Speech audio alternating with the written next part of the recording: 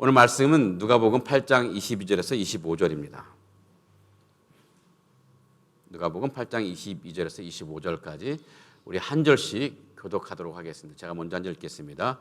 하루는 제자들과 함께 배에 오르사 그들에게 이르시되 호수 저편으로 건너가자 하시매 이에 떠나 행선할 때 예수께서 잠이 드셨더니 마치 광풍이 호수로 내리치매 배에 물이 가득하게 되어 위태한지라 제자들이 나와 깨어 이르되 주여 주여 우리가 죽겠나이다 한데 예수께서 잠을 깨사 바람과 물결을 꾸짖으시니 이에 그쳐 잔잔해지더라.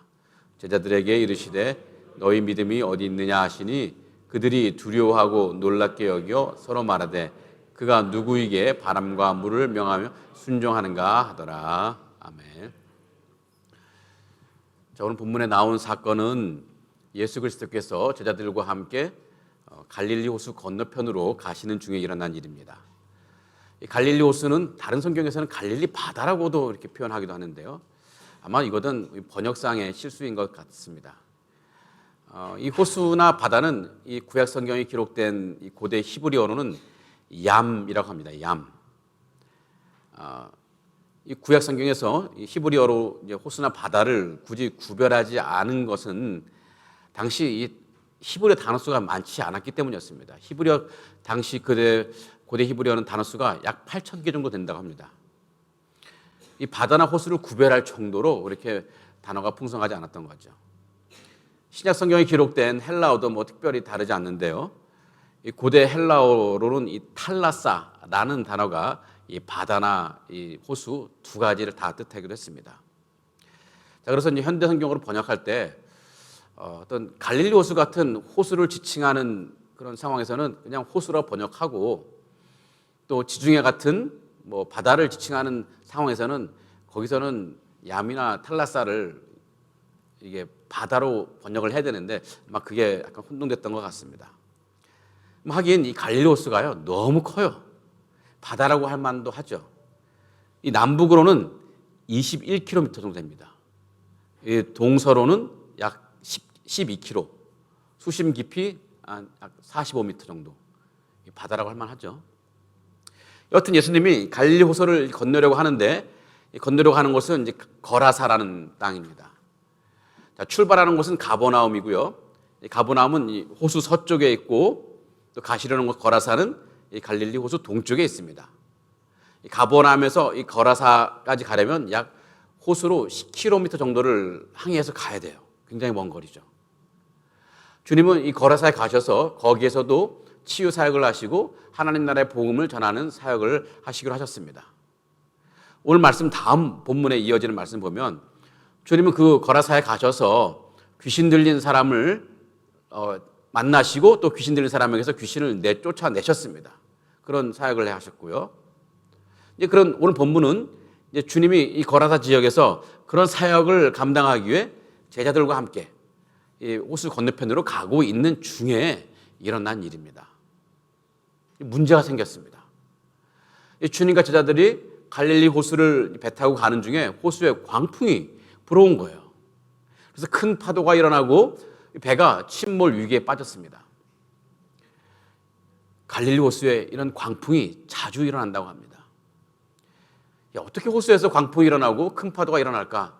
뭐 의심이 들기도 하지만 실제로 갈릴리 호수는 그런 광풍이 자주 일어날 수 있는 지형입니다. 이 호수는요, 지중해 해수면보다 한 200m 정도 낮다고 합니다. 깊이 빠져 있는 거죠. 더욱이 이 갈릴리 호수는 주변에 이 험한 산과 계곡으로 둘러싸여 있는데요. 그 북쪽으로는 저 높은 헬몬산이 있습니다. 헬몬산 한 2,800m 정도 되는데 그 헬몬산 꼭대기에서 차가운 바람이 계곡을 타고 이게 갈릴리 호수로 유입됩니다. 그리고 이 남쪽에서는요 아라비아에서 오는 이 열풍이 또 이 갈릴리 호수로 유입돼요. 근데 이 바람들이 갈릴리 호수 안으로 들어오면 나가지를 못해요. 워낙 밑에 파져 있고 또 주변에 이 계곡과 산이 둘러싸여 있기 때문에 그런데요. 그러면 이 차가운 바람과 또 뜨거운 바람이 여기 갈릴리 호수에서 서로 충돌합니다. 이때 이제 갑자기 엄청난 그 위력의 바람이 생기는데 이 바람이 갈릴리 호수를 확 내리치는 거예요. 그러면 이 광풍이 불어보는 거죠. 광풍 이름을 잘 지은 것 같아요. 광풍이라는 게 뭡니까? 미친 바람 아니야, 미친 바람. 그 정도로 이게 미치듯이 내려쳐가지고 갈릴리 호수 난리가 나게 하는데요. 이 엄청난 파도가 일어나서 이제 갈릴리 호수에 있던 배들 막 뒤엎어지고 침몰하는 경우도 막 생깁니다. 문제는 이런 광풍이 예고 없이 일어난다는 거예요. 순식간에 잔잔했던 호수가 광풍 때문에 막 뒤집어 엎어지기도 하고 또 30분 뒤에는 또 고요해지고. 그래서 갈릴리 호수에서 어업을 하는 어부들이 가장 무서워하는 것이 바로 이 예고 없이 찾아오는 이런 광풍입니다. 여하튼 예수님과 제자들이 이 갈릴리 호수를 타고 가는 중에 그런 광풍이 호수에 몰아쳤고요.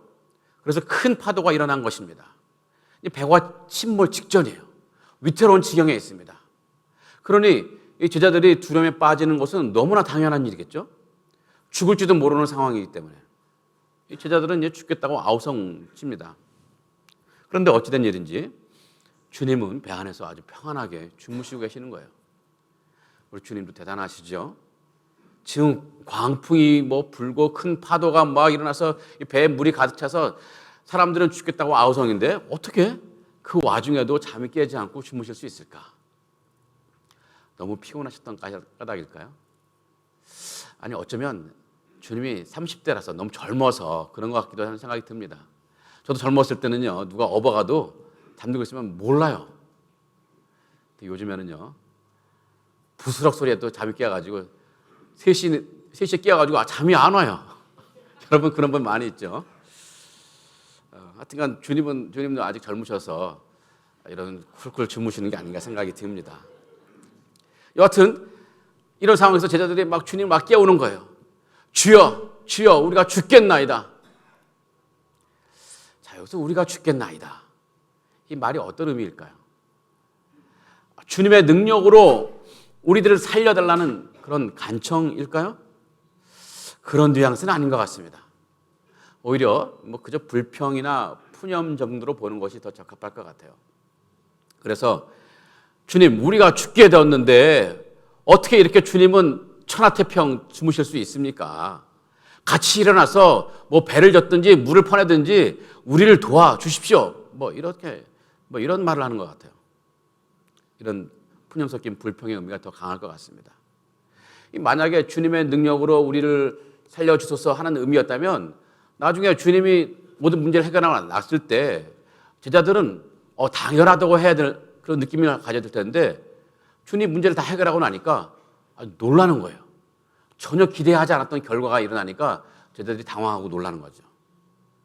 그런 것을 보면 제자들은 예수님에게서 어떤 기적을 통해서 바람과 물결을 잔잔하게 해달라는 그런 것을 요청한 것이 아니고 그냥 아까 제가 말씀드린 것처럼 그냥 주님, 우리가 이렇게 고통당하는데 어떻게 이렇게 태평하십니까? 하는 불평, 불만 정도로 이해하는 것이 좋을 것 같습니다. 여하튼 주님이 깨어나십니다. 제자들이 주님을 막 계속 부르고 죽겠다고 아우성치니까 주님이 이제 일어나신 거죠. 일어나 보시니까 정말 이제 광풍이 불고 파도가 치고 배가 이제 정말 침몰할 것 같아요. 그때 주님이 이제 바람과 물결을 향해서 꾸짖죠. 오늘 말씀 누가 보면은 어떻게 꾸짖었는지는 나오진 않지만 다른 복음서에 보면은 주님이 이 바람을 보고 잠잠하라, 또 물결을 보고 고요하라 이렇게 명령하시죠. 그 명령에 순종해서 정말 광풍은 잠잠해졌고 또 호수는 또 고요해졌습니다. 자, 이렇게 놀라운 기적을 행하신 후에 이제 예수님과 제자들 사이에 대화가 이루어집니다.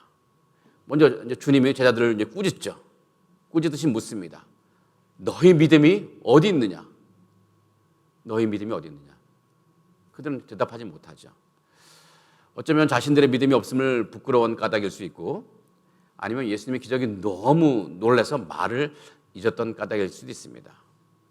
이전에 한 번도 보지 못했던 이런 기이한 현상에 너무 두려워서 말을 잊지 못한 것일 수도 있습니다. 근데 겨우 정신을 차리고 제자들은 서로에게 말하죠. 그가 누구이기에 바람과 물을 명함에 순종하는가? 아니 그분이 정말 어떤 분이길래 바람과 물에게 명령을 했는데 바람과 물이 그 명령에 순종할 수 있는가? 놀라는 아마 어쩌면 이제 제자들은 이번 기회를 통해서 예수님이 어떤 분인지 더 이제 명확하게 아는 계기가 되었을지도 모르겠습니다. 여하튼 이렇게 오늘 본문이 마무리되는데요. 오늘 본문 뒤에 이제 이어지는 말씀을 보면 예수님과 제자들은 무사히 갈릴리 호수를 건너가서 거라사에 도착하고 거기서 계획하셨던 모든 사역들을 감당하시는 장면이 나옵니다. 자, 복음서 기자가 오늘 본문을 통해서 우리에게 또 알려주고 있는 또 본문을 기록한 목적은 두 가지가 있습니다. 자, 첫 번째는요, 예수님이 어떤 분이신지를 우리에게 가르쳐주고 있습니다. 이제 복음서 기자인 이 누가는요, 처음부터 이 복음서 기록할 때부터 예수님이 어떤 분인지를 우리 이제 독자들에게 알려주고 있고 또 오늘날 우리들에게 가르쳐주고 있는데요. 이 본문 제일 뒤에 기록된 사람들의 말을 통해 보면 그 목적이 이제 분명히 드러나죠. 이 배에 탄 사람들이 뭐라고 말합니까? 그가 누구에게 바람과 물을 명함에 순종하는가? 이 말에 암시된 말이 뭘까요? 예수님은 그저 평범한 인간이 아니라 만물과 역사를 다루시는 하나님, 이 세상을 섭리하시는 하나님이라는 것입니다.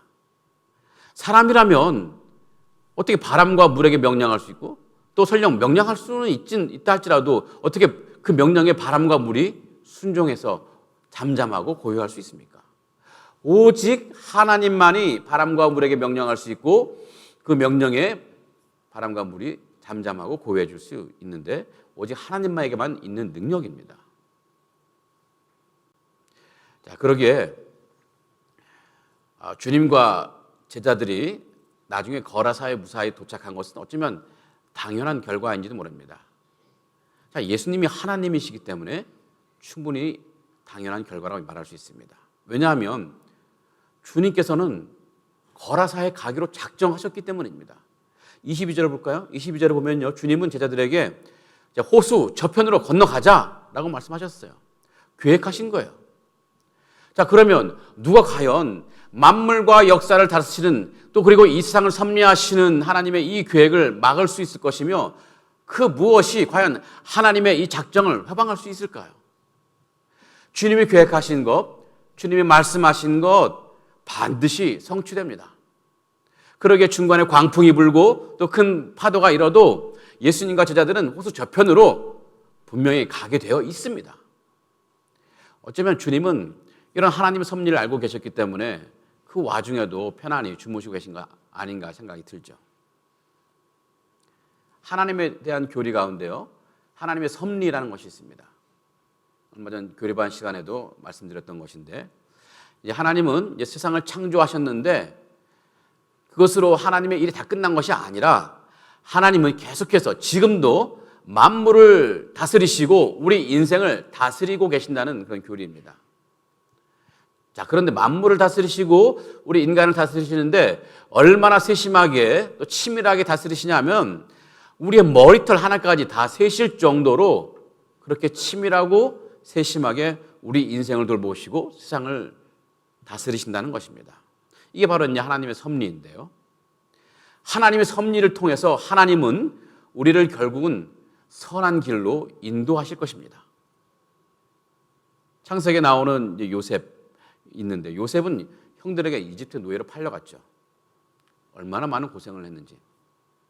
하지만 하나님은 그 요셉의 그 고난을 통해 오히려 온 야곱의 가족 70명의 가족들을 구원해 내셨고 뿐만 아니라 70명의 가족들을 한 400년 만에 한 200만 명으로 불어나게 하는 엄청난 대민족으로 만드셨습니다.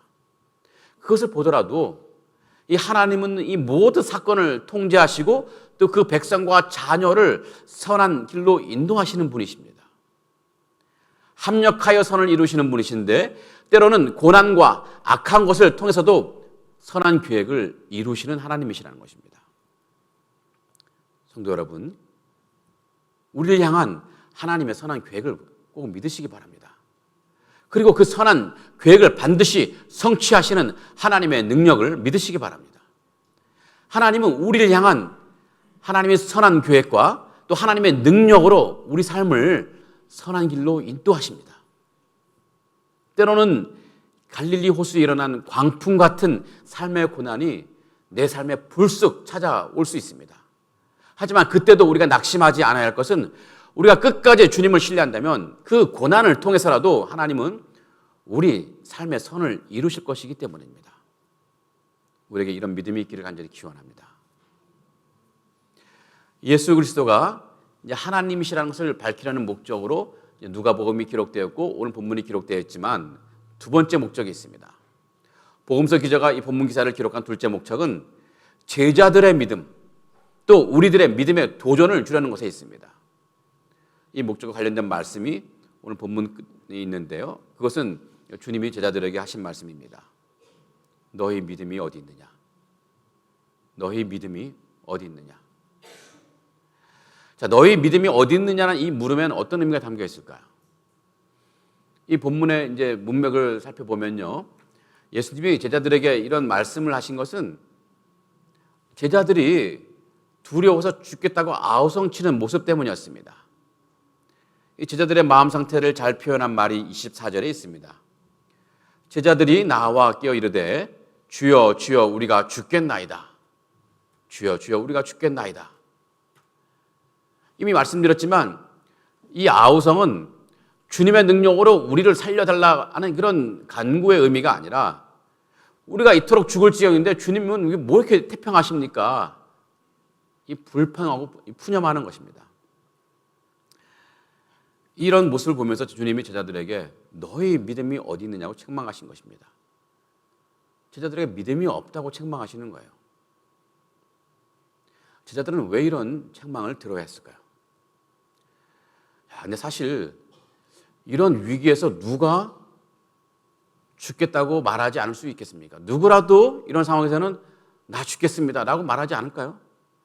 광풍이 몰아치고 큰 파도가 일어나서 배가 이제 침몰될 위기에 있습니다. 정말 이제 조금 있으면 배가 뭐 침몰될 것 같아요. 누가 여기서 평안할 수 있을까? 그들이 이 상황에서 두려움에 빠져서 죽겠다고 아우성 치는 건 너무 당연한 것 아닙니까? 이 제자들 중에는요 어부도 있습니다.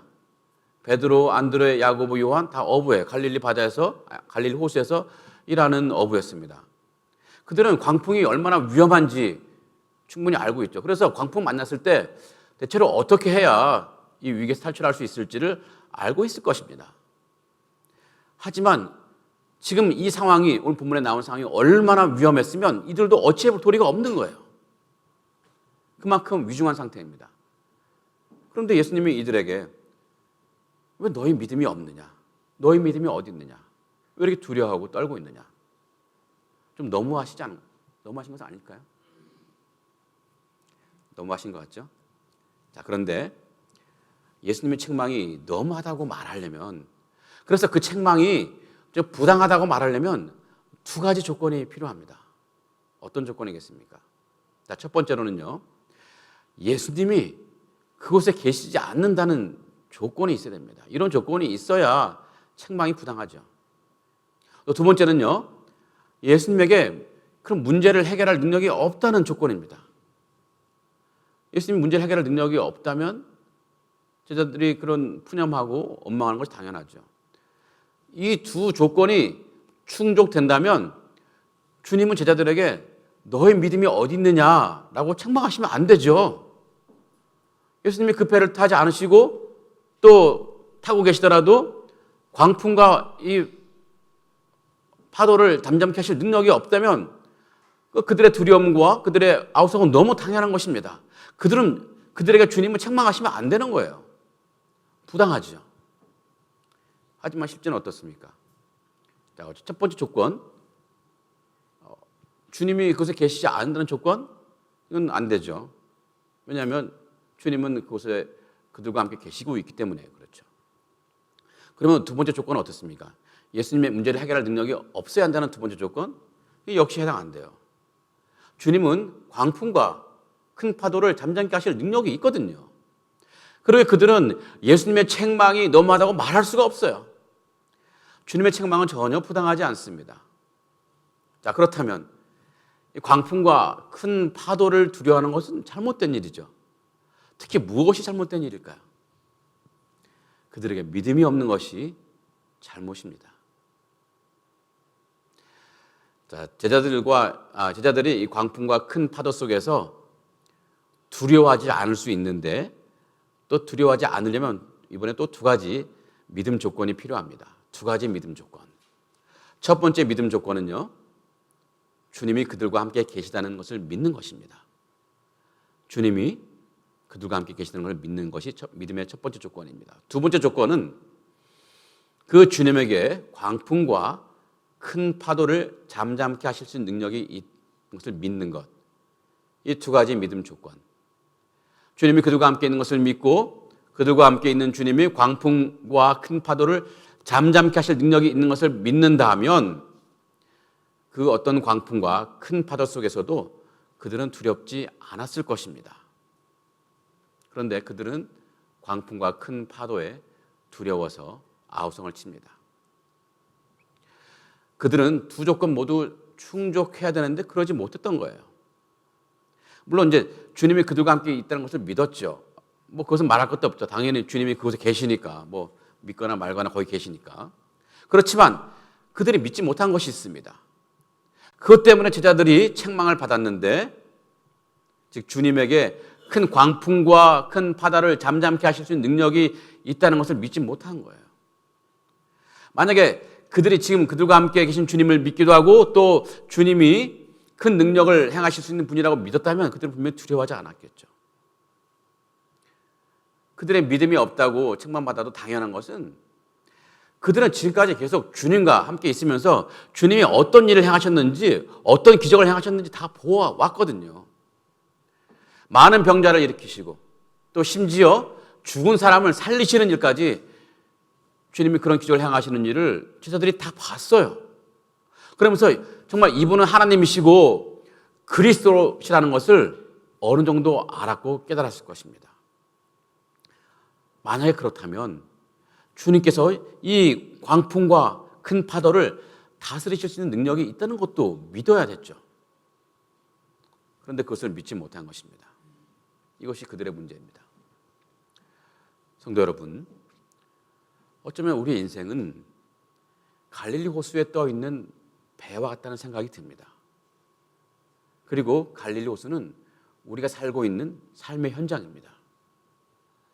예수님과 제자들이 탄 배가 예기치 않은 순간에 광풍을 만난 것처럼 우리도 우리 인생의 항해를 하다 보면 예고 없이 생각지도 않은 때에 문제와 어려움이 갑자기 우리 인생에 닥쳐올 때가 있습니다.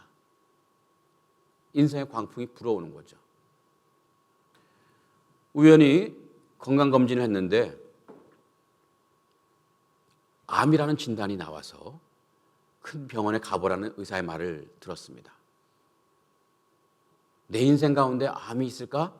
전혀 생각하지 못했는데 그냥 우연한 건강검진 속에서 그 의사가 말하는 거예요. 의사의 그 말에 우리는 인생의 광풍처럼 들립니다.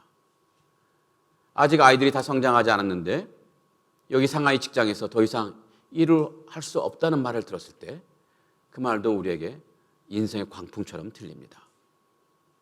어려운 중에 이것저것 돈을 모아서 여기 상하이에서 식당을 개업했는데 코로나가 닥쳐와요. 월세도 제대로 못 내요. 이런 현실은 또 다른 인생의 광풍처럼 느껴집니다. 한국에 떨어져 살고 있는 자녀가 한국 사회에서 적응하지 못하고 이리저리 방황한다는 소식은 내가 지금 차마 가보지 못하는 이런 상황에서 우리 마음에 일어난 광풍처럼 느껴집니다. 이런 인생의 광풍이 불어올 때 우리는 어떻게 반응하고 있습니까? 주님이 우리의 모습을 보시면서 너희 믿음이 어디 있느냐 라고 책망하실 만한 삶을 살고 계십니까? 아니면 너희 믿음이 크도다 라고 칭찬하실 만한 삶을 살고 계십니까? 바라기는 어떤 인생의 광풍이 불어온다고 해도 너희 믿음이 크도다 하는 칭찬받는 삶이 되기를 기원합니다. 사실 우리는 평소에 우리에게 믿음이 있는지 또 있다면 얼마나 있는지 잘 가늠을 할 수가 없어요. 여러분 믿음이 얼마나 됩니까? 알 수 없죠. 슈퍼마켓에서 사온 김치가 얼마나 잘 익었는지 어떻게 알 수 있습니까? 뚜껑을 열어봐야 되죠. 그죠? 겉으로 봐서는 알 수가 없어요. 마찬가지로 우리의 믿음이 얼마나 되는지는 뚜껑을 열어봐야 돼요. 어떻게 믿음의 뚜껑을 열어볼 수 있습니까? 고난이 올 때 우리가 어떻게 반응하는지를 살펴보는 거예요. 고난이 올 때 우리가 어떻게 반응하는지에 따라서 우리의 믿음 정도를 가늠할 수 있습니다. 여기에 이제 굳이 믿음의 정도를 분류하자면 세 종류로 분류할 수 있을 것 같습니다. 자, 첫 번째는 초보 믿음이 있고요. 그다음에 중간 믿음이 있고 또 최강 믿음이 있습니다. 자, 이거는 뭐 신학적인 용어가 전혀 아니고 제가 만들어낸 말이기 때문에 뭐 외우실 필요 있거나 뭐 그런 건 없습니다. 자, 초보 믿음, 중간 믿음, 최강 믿음. 자, 어떤 분은요, 인생의 광풍이 불어올 때 제자들처럼 이 두려움에 사로잡힙니다. 내 인생, 내 가족, 내 일터가 어떻게 되는 것은 아닐까? 이렇게 허망하게 내 인생 혹시 끝나고 마는 것은 아닐까? 염려, 기도하기보다는 안절부절합니다. 그러면서 주님께 원망하고 푸념하죠. 사람을 원망하고 가족을 원망하고 결국엔 내 삶을 원망합니다. 그러면서 이제 교회에서 또 하던 봉사와 섬김을 에휴, 그만하자 하고 그만두는 경우도 많습니다. 자, 왜 두려움에 사로잡힐까요? 원인은 둘 중에 하나인데요. 하나님이 자신과 함께 계시다는 것을 믿지만 하나님의 능력을 믿지 못하는 거예요. 하나님이 어떻게 내 이런 힘든 고통의 삶을 해결해 주실 수 있을까? 어려울 거야. 뭐 이런 생각을 하는 사람이 있고, 혹은 하나님의 능력을 믿어요. 하지만 하나님은 나와 함께 있지 않는 것 같아. 뭐 이런 생각을 할 수 있습니다. 고난은 보지만 고난 너머에 우리를 돌보시는 하나님을 보지 못하는 거예요. 고난을 통해서라도 선을 이루어 가시는 하나님을 믿지 못하는 겁니다. 이게 어떤 믿음이에요? 초보 믿음이에요. 자, 어떤 분은 뜻밖의 찾아온 그런 인생의 광풍에 두렵긴 하지만 그래도 주님을 신뢰하면서 나의 문제를 주님께 내어놓고 기도합니다. 또 사람들에게 중보 기도를 부탁하죠. 여러분, 중보 기도 부탁하는 거 이거 작은 믿음이 아닙니다. 기도의 능력을 믿기 때문에 다른 사람에게 부끄럽지만 내 기도 제목을 내어놓는 것 정말 그나마 좀 좋은 믿음입니다. 자, 이렇게 뭐 중보 기도를 아낄 정도로 뭐 믿음이 있지만 그럼에도 불구하고 내 안에는 염려를 내려놓지 못하는 경우가 있습니다. 주님을 믿는다고 하면서도 마음 깊은 곳에서는 이 불안함을 쉽게 떨쳐내지 못하는 거예요. 이것이 어떤 믿음이에요? 중간 믿음, 중간 믿음. 아마도 우리가 대부분 여기에 속할 것 같습니다. 주님의 능력 어느 정도 믿지만 그렇다고 100% 확신하지 못합니다. 주님이 나와 함께 있다는 건 어느 정도 믿지만 이것도 100% 확신하지 못해요. 그냥 어정쩡하게 믿는 거죠. 어정쩡하게. 그래서 내 안에 이 믿음과 불신이 막 섞여 있습니다. 볶음밥처럼 막 섞여 있습니다. 이 중간 믿음이에요. 제가 바라기는 우리 교회 성도님들 모두가 믿음의 다음 단계 뭐죠? 최강 믿음 단계로 올라서면 좋겠습니다. 불신은 사라지고 오직 믿음만 남아있는 신앙이 있으면 좋겠습니다. 이 볶음밥이 아니라 순수한 쌀밥 같은 최강 믿음 여러분에 있길 바랍니다.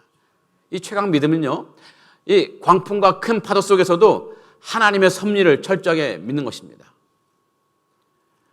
실제 뭐 그런 분이 있을까 하고 생각할지 모르겠지만 저는 우리 교회에서 그런 분 여러 분 만났습니다. 정말 그런 분이 있어요. 충분히 가능한 믿음이니까 여러분도 한번 도전해 보시기 바랍니다. 그런 분이 자주 부를 만한 찬송이 있습니다.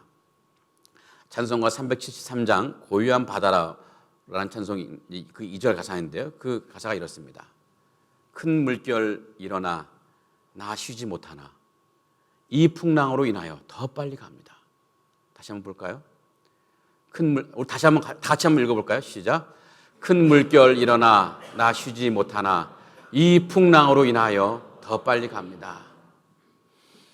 자신의 삶에 일어난 인생의 풍랑이 좀 고통스러워요. 하지만 그 풍랑은 하나님께서 자신의 삶을 선한 길로 인도하시는 하나님의 섭리라는 것을 고백하는 찬송입니다. 뭐 이 정도 되면 최강 믿음이라고 할 수 있죠.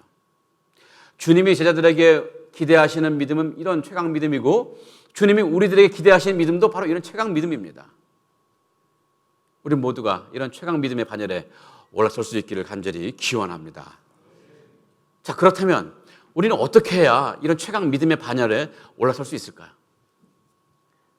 그것은 인생의 광풍, 즉 고난을 믿음 성장의 기회로 삼는 것입니다. 우리 인생의 고난은 우리 믿음을 측정하는 리트머스 시험지 같기도 하지만 동시에 우리의 믿음을 성장시켜주는 너무나 좋은 기회입니다. 촉진제입니다. 그래서 제가 여러 번 말하지 않습니까? 고난을 허비하지 말라고요. 내게 찾아온 고난을 낭비하지 않기를 바라는 것입니다.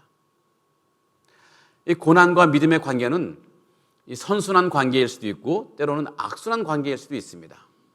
자, 선순환 관계는 어떤 경우일까요?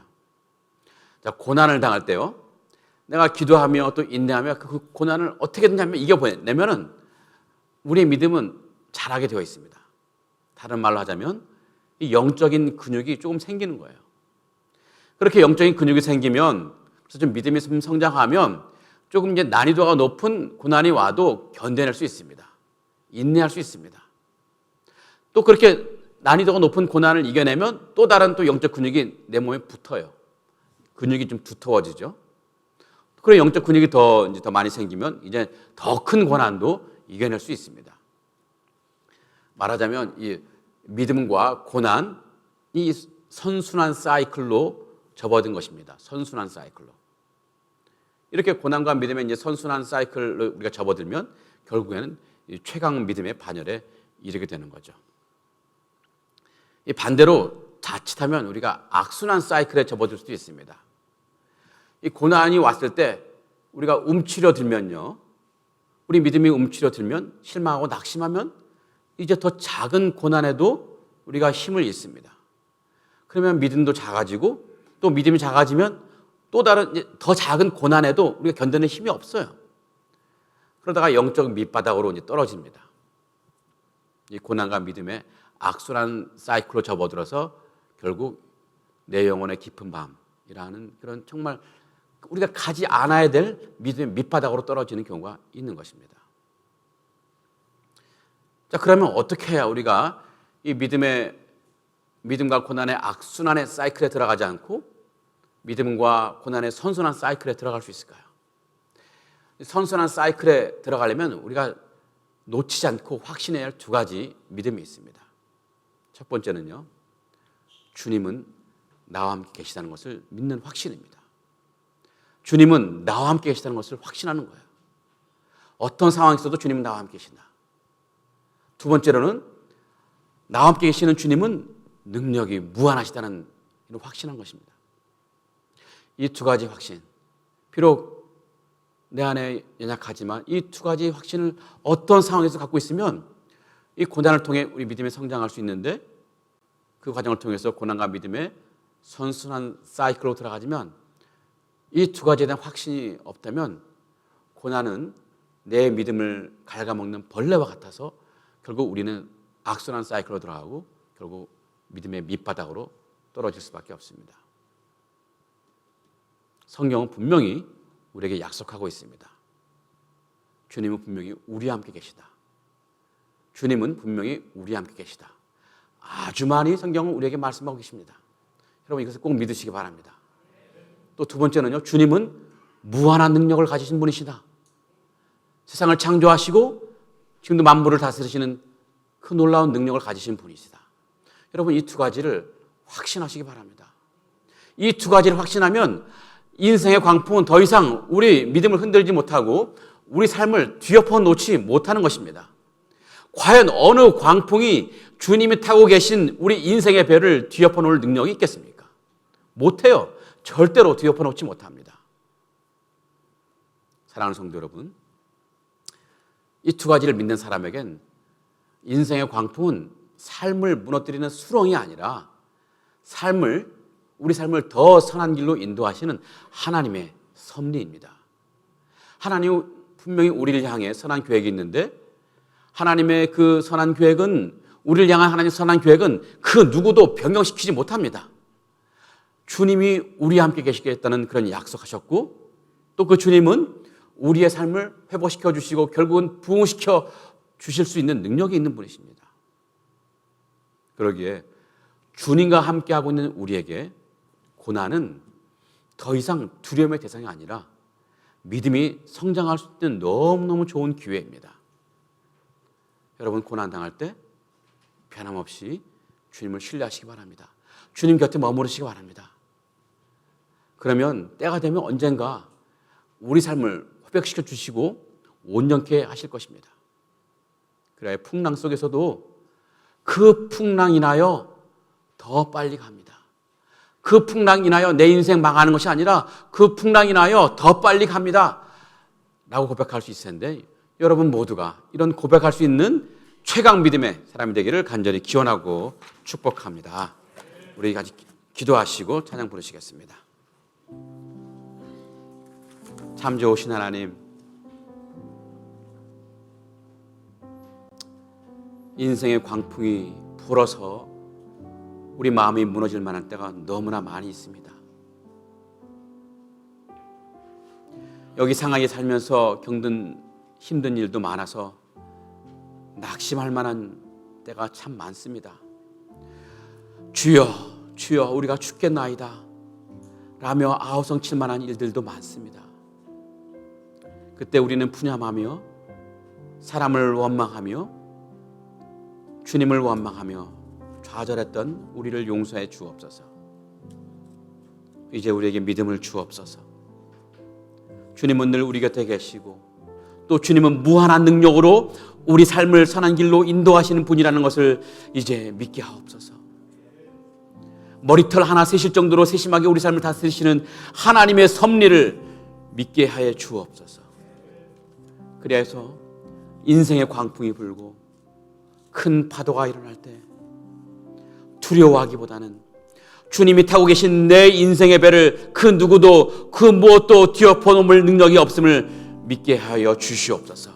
오히려 이 풍랑이 나여 더 빨리 갑니다 라고 고백할 수 있는 최강 믿음의 삶을 살아가게 하여 주시옵소서.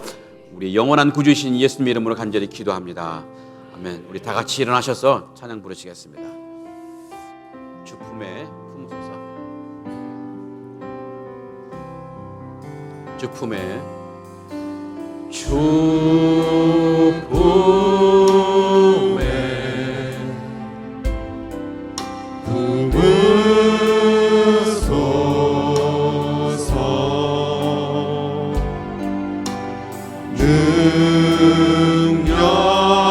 능력에 발로 덮으소서. 거친 파도 나를 향해 와도 주와 함께 날아오르리. 폭풍 가운데 나의 영혼 잠잠하게 주를 보리라. 주님 안에 주님 안에 나 거하리.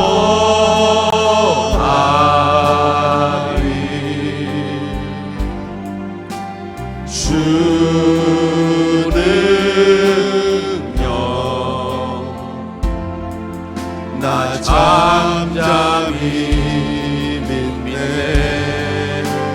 거친 파도 나를 향해 와도 주와 함께 날아오르리. 폭풍 가운데 나의 영혼 잠잠하게 주를 보리라. 거친 파도 날 향해 와도 거친 파도 날 향해 와도 주와 함께 날아오르리. 폭풍 가운데 나의 영혼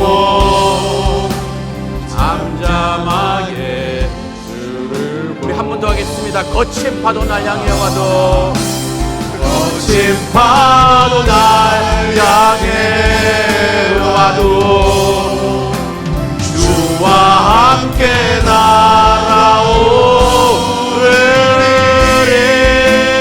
폭풍 가운데 나의 영혼 잠잠하게 주를 보리라. 아멘, 아멘, 아멘. 사랑하는 성도 여러분, 우리는 세상으로부터 부름받은 하나님의 너무 귀한 백성입니다.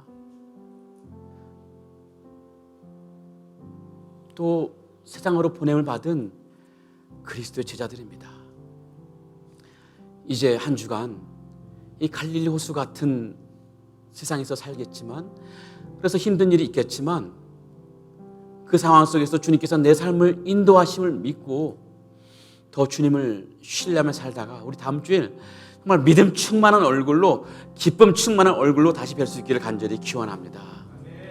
이제는 우리 주 예수 그리스도의 은혜와 하나님의 사랑과 성령 하나님의 인도하심이 늘 주님은 내 곁에 계신 것, 또 내 곁에 계신 그 주님은 무한한 능력으로 내 삶을 인도하시는 것을 믿어서 어떤 인생의 광풍이 불어온다 할지라도 그 광풍이 주님이 타고 계신 내 인생의 배를 뒤엎어놓는 능력이 없다는 것을 확신하고 어떤 인생의 광풍 속에서도 끝까지 주님을 신뢰하기를 다짐하는 상하이 하느님께 모든 성도들 머리 위에 지금부터 영원토록 함께 계실지어다.